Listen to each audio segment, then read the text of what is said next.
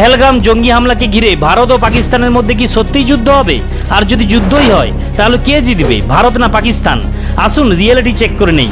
সামরিক শক্তিতে দুই দেশের মধ্যে কে এগিয়ে? সামরিক শক্তিতে ভারতের স্থান বিশ্ব তালিকায় চতুর্থ, অপরদিকে পাকিস্তানের স্থান 12তম।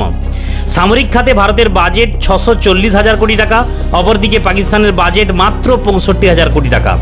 সক্রিয় সেনা ভারতে রয়েছে 14,55,550 জন, অপরদিকে পাকিস্তানের সক্রিয় সেনা রয়েছে 6,54,000।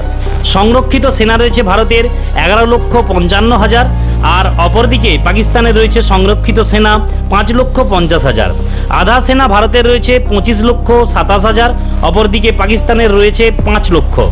এবার বায়ু সেনার দিক থেকে ভারত পাকিস্তানের মধ্যে তুলনাটা দেখে নেই।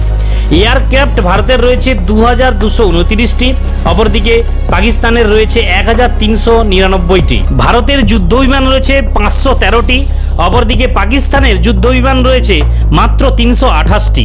এবার স্থলসেনার দিক থেকে কে কতটা এগিয়ে সেটা দেখে নেই।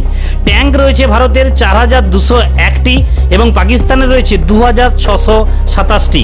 এছাড়াও আরও অনেক যুদ্ধাস্ত্র রয়েছে, সেটা আপনারা লিস্ট চেক করে দেখে নিন, দেখবেন ভারত পাকিস্তানের থেকে অনেকটাই এগিয়ে রয়েছে সামরিক ক্ষেত্রে। তাছাড়া ভারতের বর্তমানে 36টি রাফাল যুদ্ধবিমান রয়েছে এবং খুব শীঘ্রই আরও 26টি রাফাল কিনতে চলেছে। শুধু তাই নয়, ভারতের পাশে আছে ফ্রান্স, আমেরিকা, রাশিয়া ও ইসরায়েলের মতো শক্তিধর দেশ।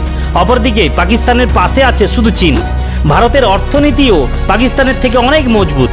1965, 1971, 1999 সালের যুদ্ধেও ভারতের কাছে পাকিস্তান গোহারান হেরেছে।